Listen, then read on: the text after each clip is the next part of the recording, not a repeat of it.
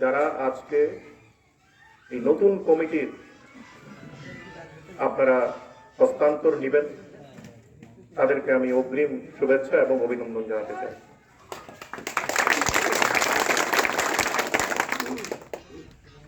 সর্বপ্রথম আমি আমার বক্তব্যের সর্বপ্রথম আপনাদেরকে স্যালুট দিতে চাই।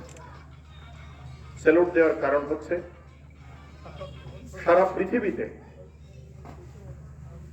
যত ধরনের কাজ আছে,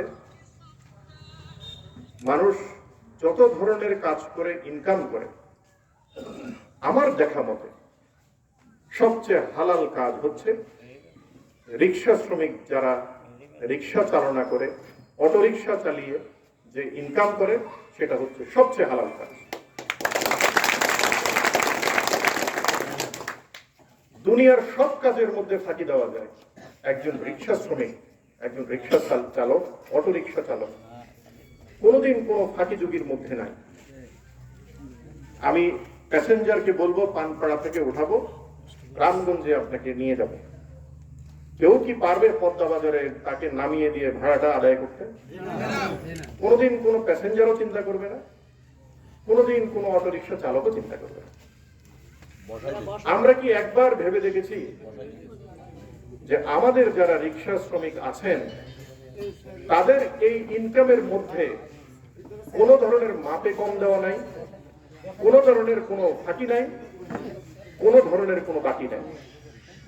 আমি এজন্যই আমার অন্তরের অন্তঃস্থল থেকে আপনাদেরকে ধন্যবাদ জানাই এবং আপনাদেরকে স্যালুট দিচ্ছি।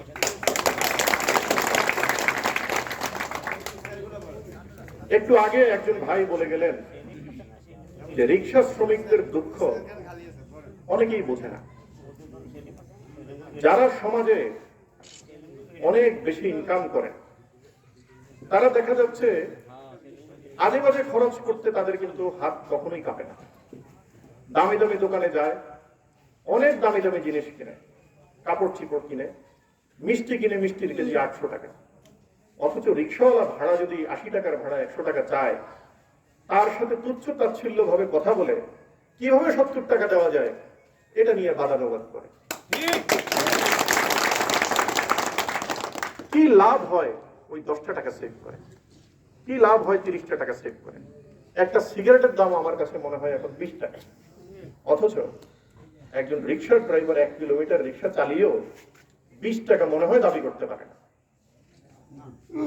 এই দুঃখ, এই আমাদের যে মানসিকতা, এই মানসিকতার পরিবর্তন হওয়া দরকার। আমাদের দেশের অনেক ধনী মানুষ আছেন যারা তাদের শুধু মানসিকতার কারণে আমাদের অনেক গরিব মানুষ রয়ে গেছে। পৃথিবীতে কোনো কাজই কিন্তু ছোট না। পৃথিবীতে সবচেয়ে বড় কাজ হচ্ছে যিনি ফসল ফলান, কারণ তিনি ফসল ফলান দেখি আমরা সকলের রিজিক আল্লাহ তাদের মাধ্যমে দিয়ে থাকেন। আপনাদের যে কাজ সেটা হচ্ছে আপনারা যাত্রীদেরকে নিরাপদে গন্তব্যে পৌঁছে দেন। এই রাস্তা